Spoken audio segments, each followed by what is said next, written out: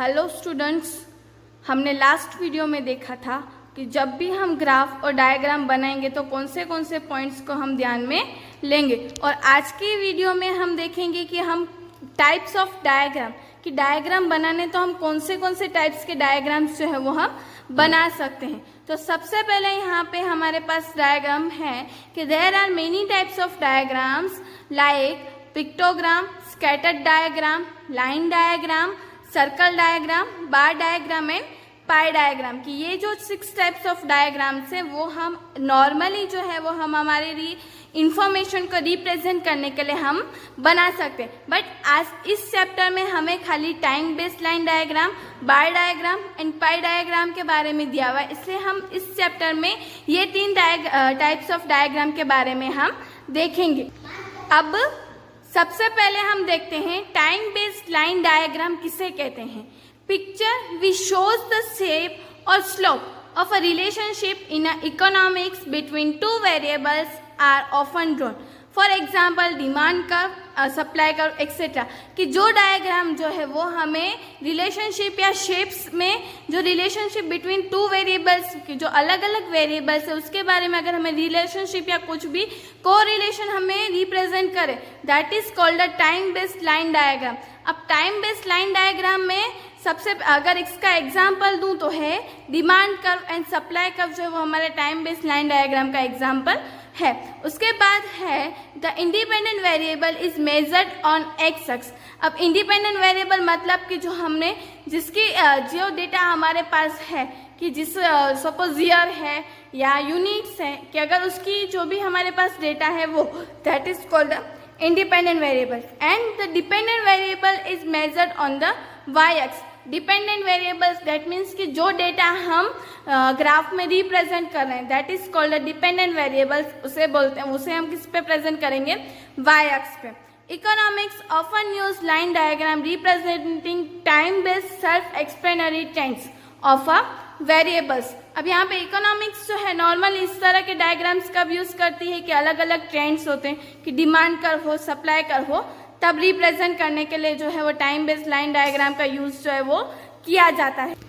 For example, size of population in the different time period, rate of inflation in various year, literacy rate in the various year etcetera. Such a diagram can be term as a time based line diagram. मतलब कि जो curve है हमारा कि ये जो यहाँ पे आपको पिक्चर में ये कर्व दिखाई दे रहा है तो ये क्या है, हमारे लिए सेल्फ एक्सप्लेनरी इंफॉर्मेशन जो है वो हम डायग्राम पे हम रिप्रेजेंट करते हैं। और मोस्टली इस तरह के कौन सी इंफॉर्मेशन हम प्रेजेंट करते हैं, पॉपुलेशन हो या इन्फ्लेशन रेट हो, लिटरेसी रेट मतलब कि हमारे यहाँ पे कितने लोग पढ़े हुए उसका हम जो रेट है वो अगर हमें प्रेजेंट करना तो हम किस पे करते हैं, टाइम बेस्ड लाइन डायग्राम में हम रिप्रेजेंट करते हैं।